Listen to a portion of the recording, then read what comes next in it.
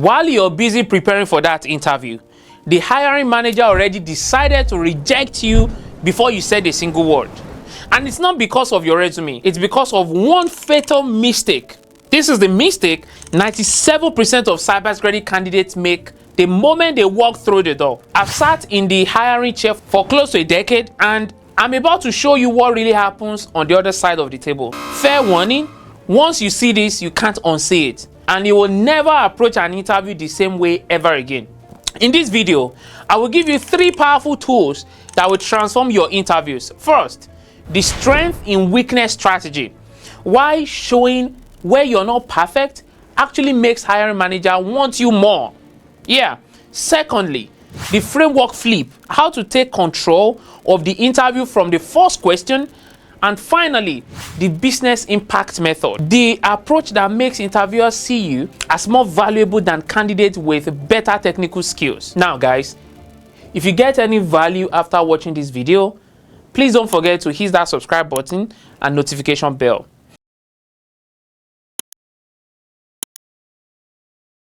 I'm about to show you how to win a game most candidates don't even know they're playing. So, let's talk about something that happens in almost every cybersecurity interview. Something no one really wants you about when you're first starting out. Because they don't. Because over the years, I've interviewed hundreds, maybe even thousands of candidates.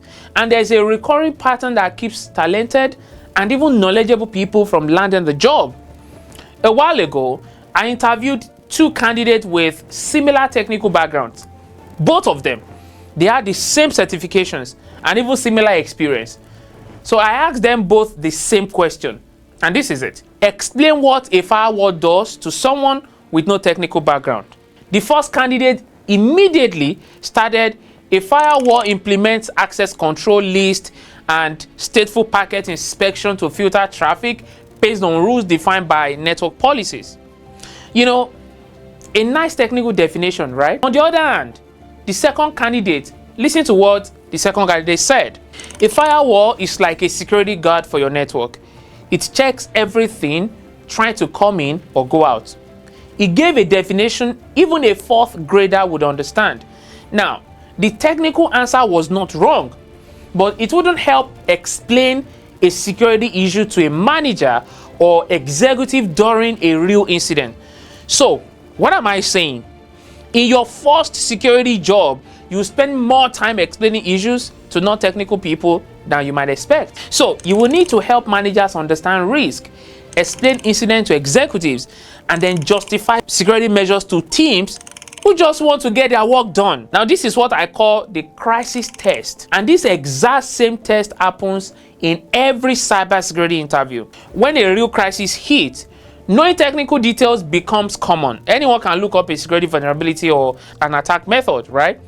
What becomes gold is the ability to, number 1, turn complex problems into simple explanations. Number 2, focus on business impact and not just the technical details. And number 3, offer clear solutions, not just explaining the problems.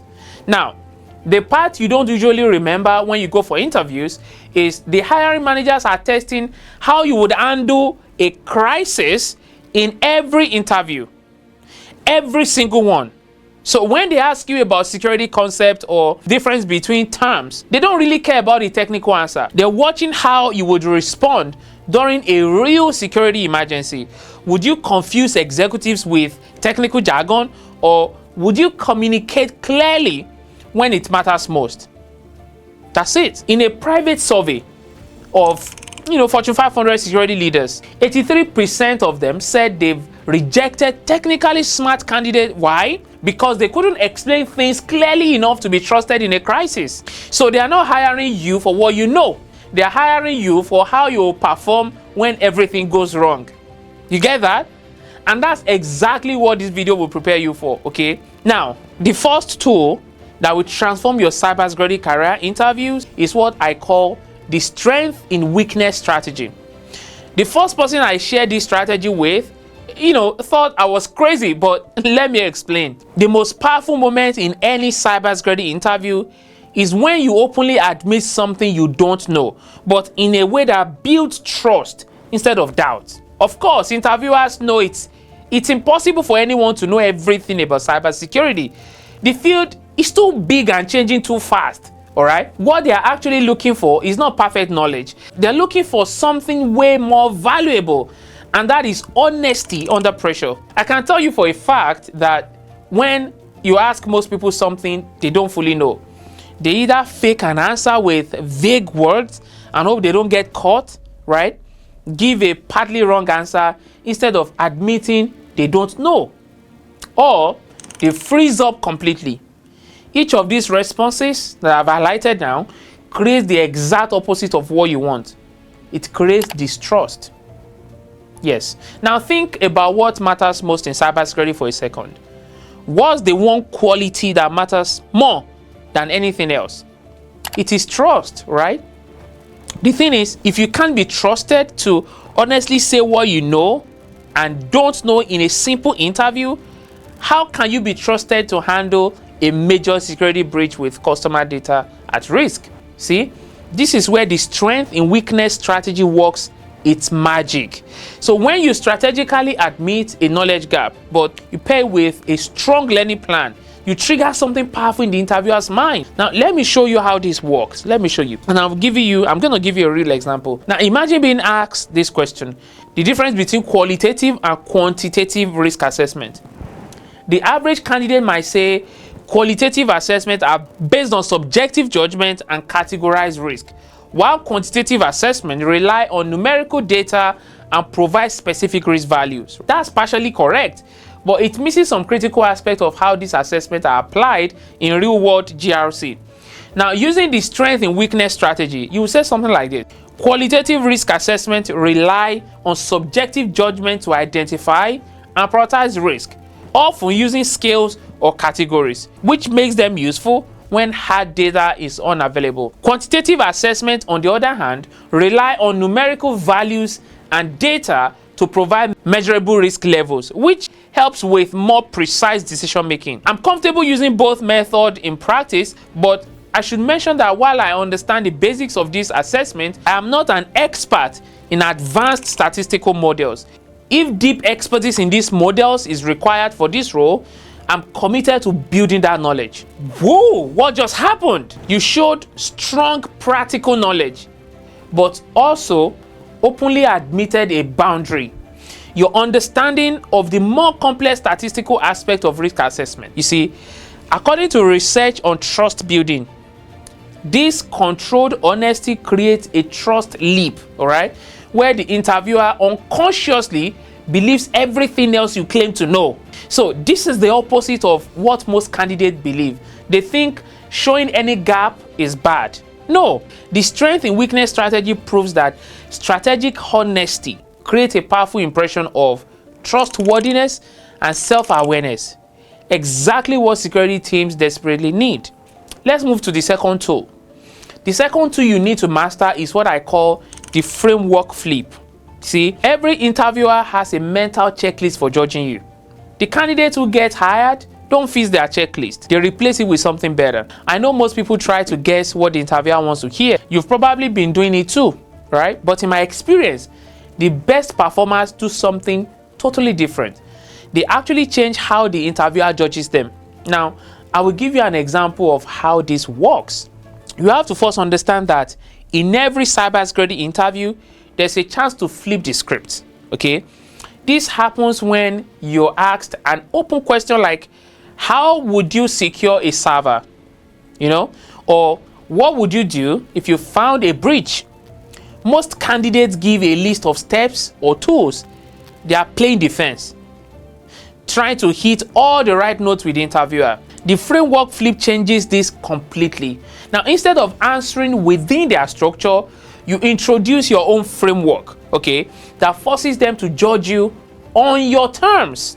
Now, let's use the cybersecurity question as an example. The average answer would be, I will set up a firewall, use access controls, patch regularly, encrypt data, and set up monitoring.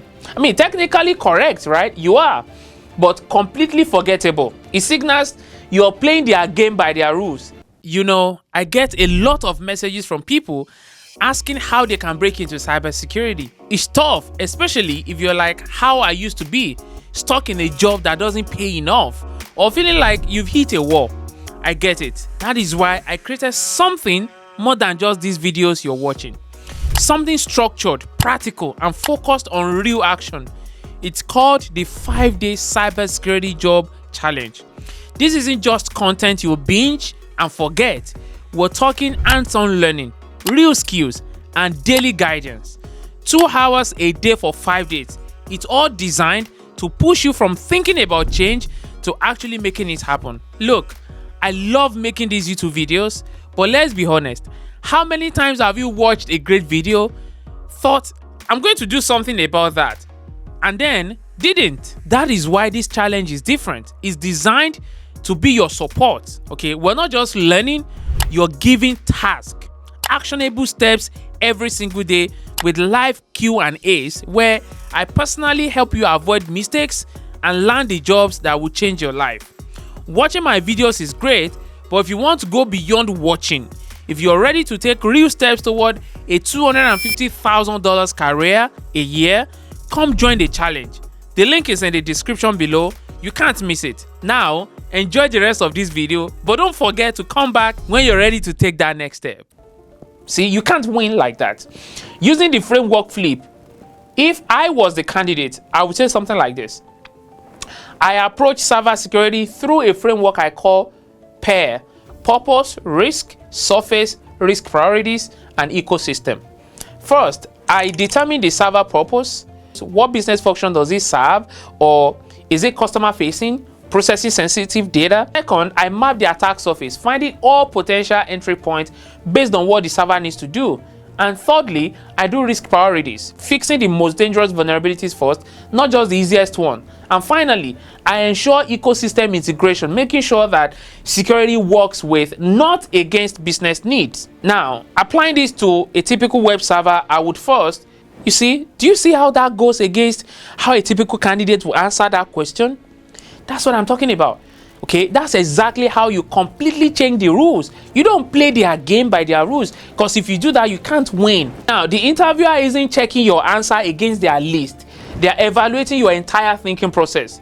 Okay, there's something this triggers. This triggers something called expert recognition, where the interviewer unconsciously puts you in the category of security strategist instead of security technician. According to hiring research, right? When you introduce a clear framework, you create what experts call a halo effect, where the quality of your thinking in one area makes everything else about you seems better. I've seen this technique turn 30-minute interviews into 90-minute conversations, where the interviewer forgets they are interviewing you and they start talking with you like a peer, right? Even better, when you provide a framework, your answers are more likely to be remembered, not just remembered, and even valued when final hiring decisions are made. I'm giving you guys a hack. So this isn't about memorizing a perfect answer.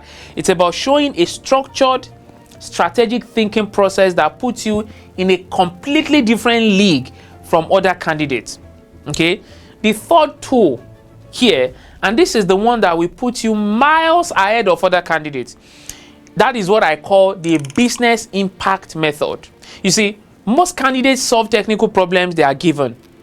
Those who stand out, solving how those problems helps the business make money or save money. Now, let me explain one thing that happens in every cybersecurity interview, okay? When an interviewer asks you a technical question like this, say they ask something like, how would you handle a ransomware attack? Or how would you implement zero trust? They are giving you a surface level question. What they're really testing is whether you can see the business reason behind the technical question. Average candidate, of course, they stay technical, while winners connect to business value. So let me show you how the business impact method works in 3 simple steps. Are you ready? You're ready? Cool, let's go. Step number 1, answer the technical question clearly but briefly. Very brief. Step number 2, connect it to business impact. Money, time, reputation. Step number 3, show a solution that addresses both the technical and business sides. See, I recently coached a security analyst interviewing for a better job. The interviewer asked, how would you detect and respond to data theft. Most candidates will talk about technical detection tools like data loss prevention, network monitoring, security alert, and they will stay technical the whole time. Using the business impact method, this is what my client said. I would implement layered monitoring with DLP at endpoint and network, but the real value comes from categorizing data by business impact and having specific response plans for each type, because customer data theft needs different handling than intellectual property or financial data theft. Now, this approach ensures our response aligns with business priorities, not just technical severity. You received the job offer within a week. Not only that, he received it at a higher level than he applied for. But why does this method work so well? It's because it triggers a mental shift in the interviewer's mind. They suddenly see you not as someone who fixes security problems, but as someone who connects security to business value. Exactly what executives and senior leaders are desperate to find. This method works so well because it bridges the gap between technical security work, right, and business result. The gap that frustrates every security organization. Now, when you use the business impact method in an interview, what you signal is that you are already operating at the next level above the position you are interviewing for. Okay? Now, this isn't just an interview trick. This is about showing a completely different level of thinking, one that instantly separates you from the 97% of other candidates, no matter how technically skilled they are. Let's talk about how to use these tools the right way. And I'm going to give you my 3-day interview makeover that will completely change your approach before your next job opportunity. Okay, I'm not talking about months of practice. This is about quick, focused improvements in just 3 days. I believe you will need a pen and paper for this. Okay, so you can pause this video, go get pen and paper. But if you have something to write with, let's get started. Okay, so day 1, build your tools. Now, what do you do here? Record yourself answering 5 common interview questions. Okay, 5. You can watch the recording, okay, and count how many times you stay purely technical without connecting to business value. Now, pick 3 core technical concepts you know well and rewrite your explanations using the strength in weakness strategy, the one that we talked about, remember? And here you've got to be honest, showing where your knowledge ends. Okay, now create your own pair framework or a similar simple structure that you will use to flip the interview, and practice connecting 3 technical questions to business impact, like saving money, making money, or protecting reputation. Do you understand? That's day 1. Now let's move to day 2. In day 2, practice your new approach. What you will do here, record new videos of yourself using all 3 tools on common interview questions. Okay, create reminder phrases, short statement that will pull you back if you slip into technical only answers. Okay, so that you get yourself back and go back into the business mode. Now, practice visualizing interview scenarios where you use these tools successfully. Okay, now role play with a friend, okay, to get comfortable with your new approach. And finally, in day 2, practice under pressure. You can set a timer or create a sort of distraction to make sure you can use these tools when you're nervous. Okay, and on the final day, which is day 3, prepare for battle. Yes, prepare for battle. Research the specific security challenges of the company you are interviewing with. What are their security challenges? Research it. Okay, customize your frameworks to address their industry security problems. Another thing you do, prepare smart questions, all right, that show your business impact thinking. All right, something that shows that you think about business and not just security. Also, create a short routine to get yourself mentally ready, all right, before the interview. Finally, on this note, plan how you will follow up after the interview to reinforce the impression that you made during the interview. That's it. This system isn't about faking anything. It's about showing your existing knowledge and skills in a way that actually matters to employers. I've used this exact system to help many professionals who kept failing interviews despite their strong technical skills. And after using just these 3 tools, the strength and weakness strategy, the framework flip, and the business impact method, they started getting multiple job offers. often at higher levels than they applied for.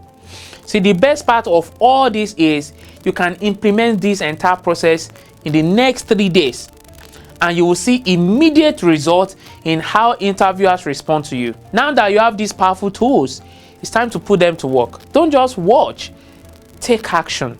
Okay? If you're ready to level up your interview game and get noticed by hiring managers, start by using the strength in weakness strategy, the framework flip, and the business impact method that I've taught you today. Okay? Drop a comment below with your biggest interview challenge, if you have any, and I will personally respond with tailored tips to help you crush it. Okay? And if you haven't already, please hit that subscribe button so you don't miss out on more game-changing strategies like this. Now, I want us to do something. Let's transform your interview approach and get you one step closer to that dream job. And in my usual manner, I hope I'm leaving you today better than I met you. I will see you in the next one. Bye for now.